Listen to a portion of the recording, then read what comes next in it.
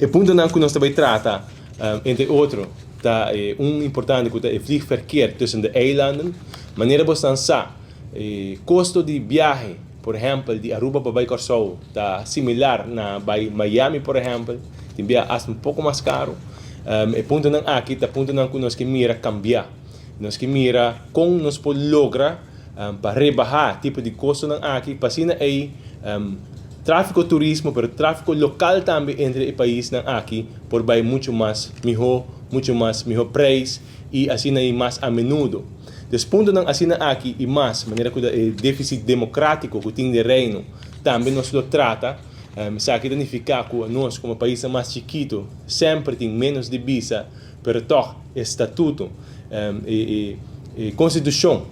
tá indica que nós está similar e tem mais autoridade, pero dessa aqui para mim de prática é também diferente. Então, de um ponto que nós também lo trata e para assim aí nós por fortificar nosso pensamento não como isla e assim aí para nós estar mais forte.